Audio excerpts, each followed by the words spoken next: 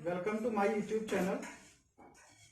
Guys, आज आपको बताएंगे कॉपीराइट के बारे में। कॉपीराइट क्या है, इसको कैसे हम इससे कॉपीराइट आने से बच सकते हैं। जो यूट्यूब यूज करते हैं, जो यूट्यूबर हैं, उनके लिए ये जो है इंफॉर्मेशन बहुत ही बेनिफिशियल रहने वाली है और सबके लिए भी, जनरल पब्लिक है उसको भी जानना चाहिए कि कॉपीराइट क्या होता है। तो पहले हम देखेंगे कॉपीराइट होती क्या है, उसके बाद देखेंगे कैसे इसको अवॉइड कर सकते हैं, कैसे कॉपीराइट आने से बच सकते हैं अपने चैनल पे। तो ये स्टार्ट करते हैं। कॉपीराइट क्या होता है?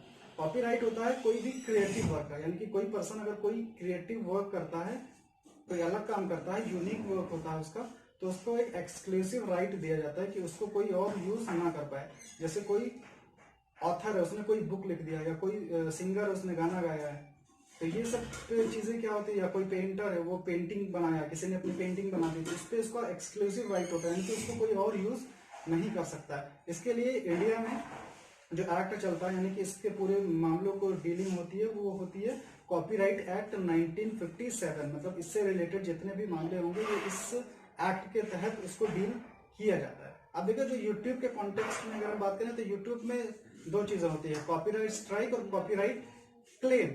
तो कॉपीराइट स्ट्राइक क्या होता है, कॉपीराइट क्लेम क्या होता है, इससे हम कैसे बच सकते हैं, आइए जानते हैं। कॉपीराइट स्ट्राइक होता है किसी भी चैनल पे अगर 3 बार से ज्यादा कॉपीराइट स्ट्राइक, 3 महीने में 3 बार से ज्यादा कॉपीराइट स्ट्राइक आएगा, तो आपका चैनल जो है वो यूट्यूब बंद कर सकता है।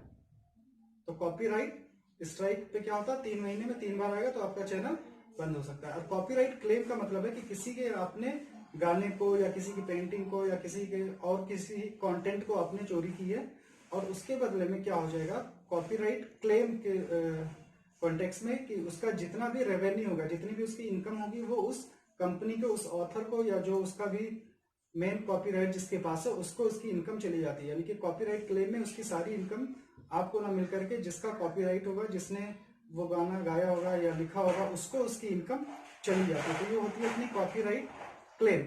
ठीक है। तो कॉपीराइट इन्फ्रिंजमेंट एक वर्ड आता है कि कॉपीराइट इन्फ्रिंजमेंट क्या होता है। कॉपीराइट इन्फ्रिंजमेंट का मतलब होता है कि जब आप लॉ को वायलेट करते हैं, यानी कॉपीराइट को आप उल्लंघन, इन्फ्रिंजमेंट का मतलब होता है उल्लंघन, मतलब लॉ को वायलेट करते हैं। तो ये इन चीजों में स्ट्रिक्ट इसकी पनिशमेंट भी है, आपको पेनाल्टी भी हो सकती है, या जेल भी हो सकती है, ये सारी चीज हो सकती है। इससे कैसे बच सकते हैं? इससे बचने के लिए एक तरीका है कि अगर आप डिस्क्लेमर में उसको लिख देते हैं, जो आपके स्क्रीन पे भी दिख रहा है, डिस्क्लेमर में आप लिख सकते हैं कि this video is for the educational purpose and credit goes to the owner, ऐसे करके पूरा आपके स्क्रीन पे दिख रहा है। तो ये चीज अगर आप लिख देंगे, तो इससे क्या होगा कि आपके यूट्यूब पे कॉपीराइट आने के चांसेस, कॉपीराइट स्ट्राइक या कॉपीराइट आने के चांसेस 50 to 60% कम हो जाते हैं। यानी कि आपके उस पर कॉपीराइट हो सकता है कि ना आए, चांसेस आपके बहुत ही ज्यादा रिड्यूस हो जाते हैं। इसका मतलब ये है कि जो आपने कंटेंट यूज किया है, उसको, उसका क्रेडिट आप उसके ओनर को दे रहे हैं, जिसने उसको गाने को लिखा है या जो उसने उस